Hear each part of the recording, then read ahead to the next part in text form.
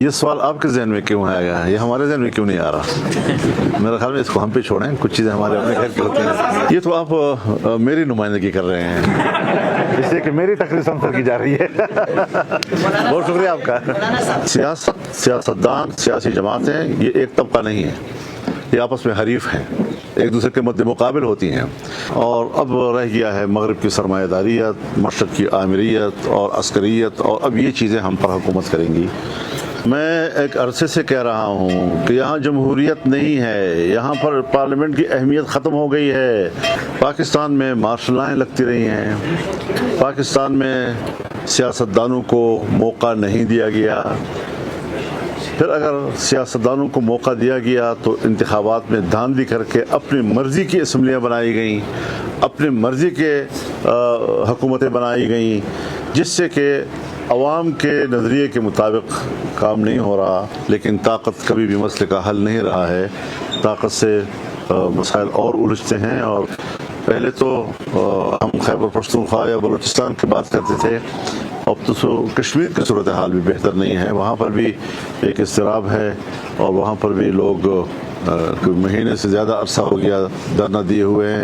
اس وقت ملک اس کا سامنا کر رہا ہے، لیکن ملک کو چلانے والے اس ساری صورتحال سے غافل ہیں، اور کسی قسم کی کوئی ایسی قومی سطح کی پالیسی موجود نہیں ہے کہ جس میں سب مل کر ہم ملک کو اس بحران سے نکالنے کے لیے سوچیں۔ اور طاقتور قوتیں جو ہیں وہ اپنی طاقت کی بنیاد پر مسئلے کو سمجھتے ہیں کہ ہم حل کر لیں گے، لیکن طاقت کبھی بھی مسئلے کا حل نہیں رہا ہے۔ طاقت سے مسائل اور الجھتے ہیں، اور پہلے تو ہم خیبر پختونخوا یا بلوچستان کی بات کرتے تھے، اب تو کشمیر کی صورتحال بھی بہتر نہیں ہے، وہاں پر بھی ایک اضطراب ہے، اور وہاں پر بھی لوگ مہینے سے زیادہ عرصہ ہو گیا دھرنا دیے ہوئے ہیں، اور وہ بار بار ہمیں آواز دے رہے ہیں کہ ہمارے مسئلے کو آپ حل کریں، آپ حل کریں، لیکن اس پر بھی حکومت کی طرف سے اب تک کسی قسم کا کوئی رابطہ نہیں ہو رہا، نہ اس پر کوئی جواب آ رہا ہے، نہ وہ یہ سوچ رہے ہیں کہ ہم کسی کو اس میں کردار ادا کرنے دیں۔ تو یہ ساری وہ چیزیں ہیں جو میں سمجھتا ہوں کہ اس وقت قومی سطح پر مشاورت کے محتاج ہیں، اور ایک انصاف پر مبنی پالیسی بنانے کا تقاضا کرتی ہے۔ دیکھیے، نئے صوبے بنانا، نئے ڈویژن بنانا، نئے ضلع بنانا، نئی تحصیلیں بنانا، نئے ٹاؤن بنانا، یہ انتظامی معاملات ہیں، اور انڈیا میں بھی صوبے بنے ہیں، اور لیکن ہمیں اپنے ملک کی جو انتظامی ساخت ہے اس کو پہلے دیکھنا چاہیے، اس کا پورا مطالعہ کرنا چاہیے۔ نقوی صاحب ہمارے برخوردار ہیں، لیکن کچھ وقت سے پہلے بالغ ہو گئے ہیں۔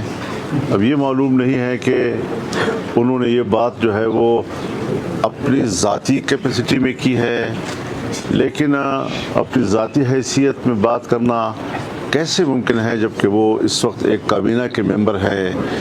کیا وہ یہ کہہ سکتے ہیں، یا وزیر اعظم پاکستان یہ کہہ سکتا ہے کہ یہ میری آشرواد پہ ہوا ہے، یا میری اجازت سے ہوا ہے، یا کابینہ یہ کہہ سکتی ہے وفاقی کہ یہ ہماری اجازت سے ہوا ہے، یا کسی اور طرف سے کوئی بات ہوئی ہو تو وہ بھی واضح کر دی جائے؟ کیا ملک اس بات کے لیے تیار ہے کہ صوبے بنائے جائیں؟ صوبے بنانا کوئی بری بات نہیں ہے، انڈیا بھی بن رہے ہیں، اور جگہ بھی بنتے ہیں، لیکن جس طرح ہمارے ملک میں بات کی جا رہی ہے، ہم نے بغیر تیاری کے جو میں چیختا رہا، اور 1 سال سے زیادہ عرصہ میں چیختا رہا کہ فاٹا ابھی انضمام کے قابل نہیں بنا ہے، ہمارے سر پہ تھوپ دیا کہ تم تو انضمام کے مخالف ہو۔ ہم نے کہا نہیں، ہم انضمام کے خلاف نہیں ہیں، یہ ایک علاقہ فاٹا کے عوام، ان کے سیاسی مستقبل کا فیصلہ ہے، لہٰذا اس میں کئی آپشنز ہو سکتے ہیں۔ ذرا اس پر وہاں کے عوام سے بھی پوچھ لیا جائے کہ وہ صوبہ میں انضمام چاہتے ہیں، وہ ایک الگ صوبہ چاہتے ہیں، اور یا یہ کہ وہ اپنی इसी पोजीशन में रहना चाहते हैं, लेकिन नहीं पूछा गया उनसे। आज वो खुद कह रहे हैं कि हमसे गलती हो गई है। वहाँ के अवाम की ज़िंदगी अब वो नहीं समझ रहे कि हम अब फाटा है या हम सूबे का हिस्सा है। वहाँ कोई निज़ाम मौजूद नहीं है, और बाकी निज़ाम तो दूर की बात है।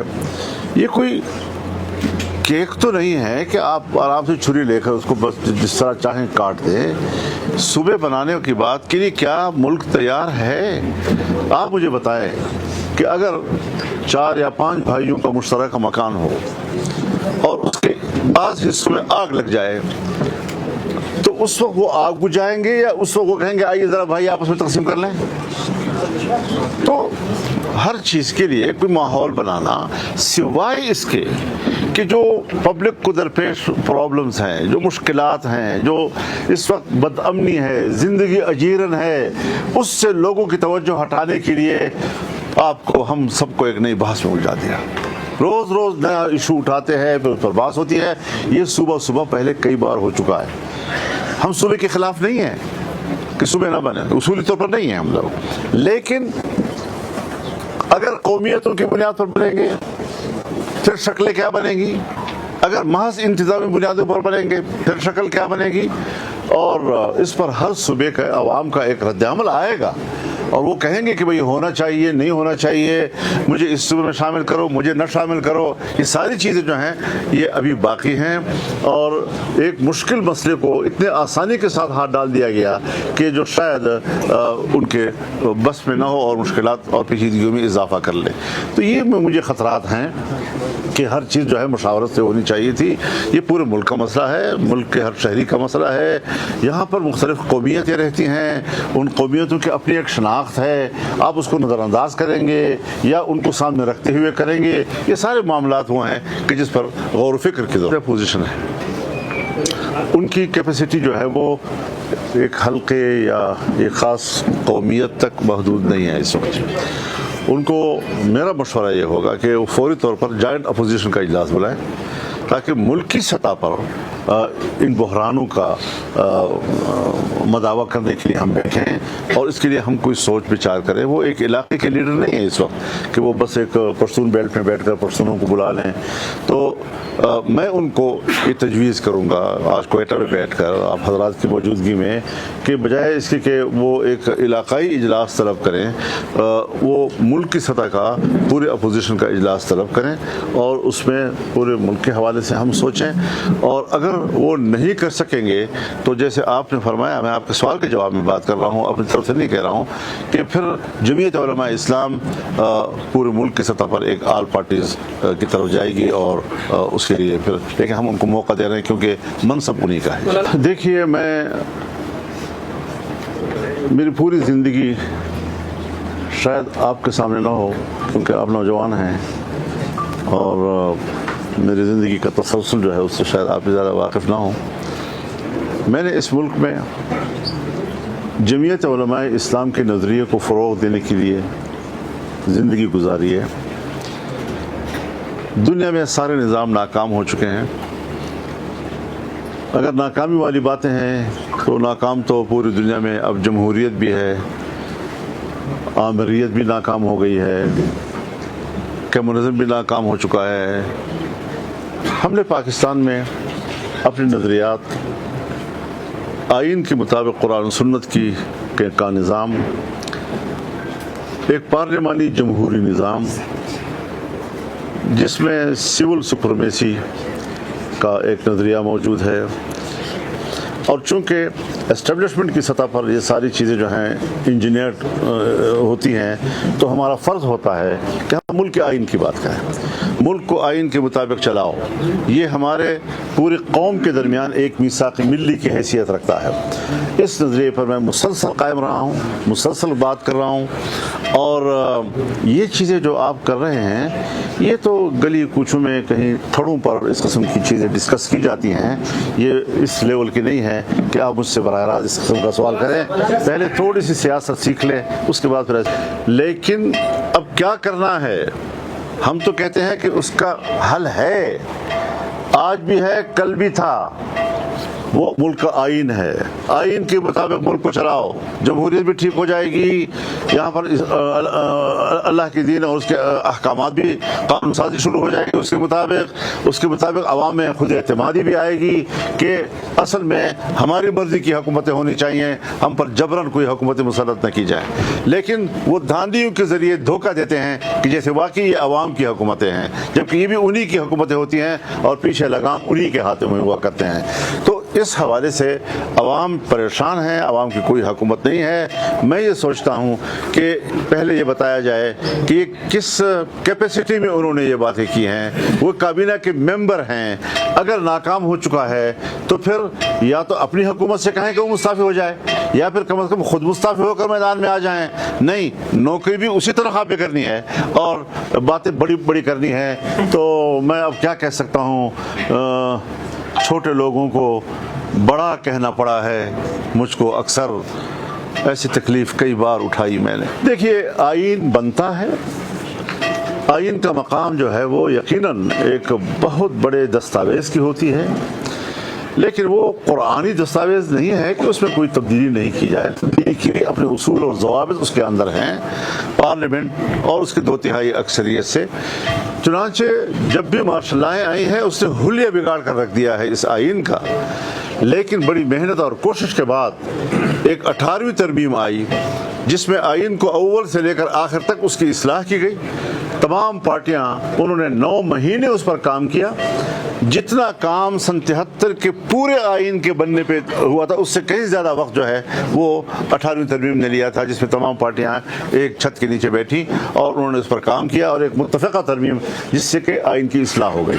उसके बाद अभी जो 26वीं तरमीम आई, हमने एक जमीयत उलमा इस्लाम ने तन्हा मुज़ाकरात किए हुकूमत के साथ और 1 महीने के अंदर हमने उनको 34 शिकों से दस्तबरदार किया और उनको उनकी मर्ज़ी के मुताबिक आइन नहीं लाने दिया।